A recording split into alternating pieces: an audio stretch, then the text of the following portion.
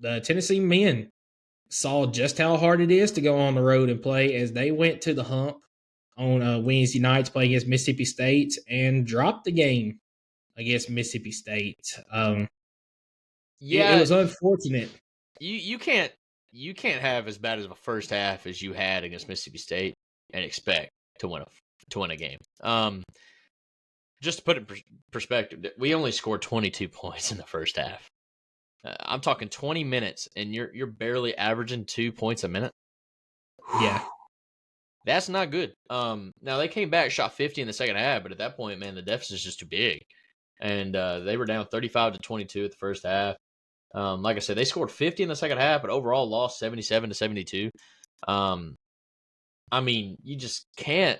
What's up with these cold spills that we have on offense where we just can't? I mean, it seems like we got a lid on the basket legitimately. I mean, we go 4 or 5 minutes at a time without scoring a single bucket. I mean, we're way too aggressive of a team to not just push to the board and get a foul or something. I mean, I don't know.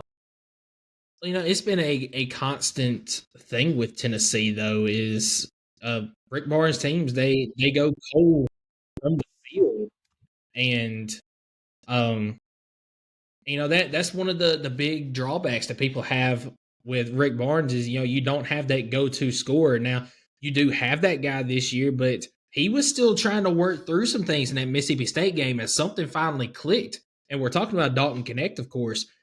He has struggled as of late, and then at some point in the second half of that Mississippi State game, something clicked and he caught fire, and that's when Tennessee made their run. But it was like you mentioned, it was just too little, too late. Is you got down 35-22 at halftime, and just couldn't work your way out of the hole. But the thing about this game was you did not have an answer down low for Tolu Smith. He absolutely dominated Tennessee down low, and then you had the freshman guard, Hubbard. What's his name? Josh Hubbard just absolutely went off from downtown. He was 5 of 10 from three, and it seemed like every time he touched it, he hoisted it up, and it was going in. And Tolu Smith, he was 7 of 10 from the field, 9 of 12 from the free throw line. I mean, those two guys alone beat Tennessee. Hubbard had 25, and Smith had 23. The next closest guy was Matthews with 8 points. So you stop those two guys, and Tennessee wins that game. But Smith just absolutely bullied Jonas Adu and Tobe Awaka down low. I mean, there was nothing that they could do. Which brings me into a question I have for you. And sorry that I keep cutting you off, but what is Tennessee's answer down low? Because there are times that the post just absolutely disappears for Tennessee. Well, I mean, Jonas Adu here, I mean, he gets fouled for everything he does when he tries to block. I mean, he fouled out in the game. And at the end of the day, that's when Mississippi State knew that they won the game, because now we just lost our biggest guy in the center. And we can't – I'm not blaming the refs for any reason, but, we can't let something like that stop us from running we can't be that dependent on a player. I know I said it. You asked me, who's the key guy, and I said it. Jonas Adu's our key player. We got him, and if he's clicking, we're rolling. There's going to be games where he's not clicking or something like this happens. He gets fouled out, man. We got to find a way, even if it's changing our philosophy on offense or defense, whatever we got to do. But we're going to have to throw some help down in the middle to help Awaka, because Awaka is not as big as Adu is.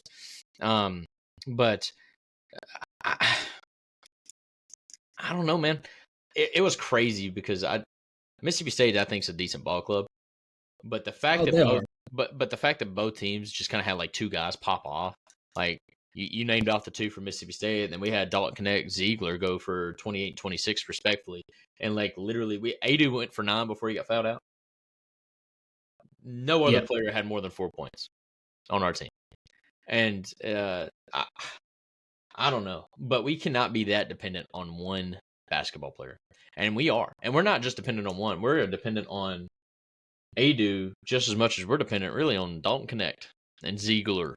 Man, we lose any one of those three guys, and we are not nowhere near the team that we're capable of. You know what I mean? Like, Yep. it's crazy. It's kind of a scary thought because, I mean, last year Ziegler got hurt, and I'm not going to wood. I'm hoping nothing happens this year. I hope everybody stays healthy, but you know, we're a completely different team if even one of our top 3-4 guys go down.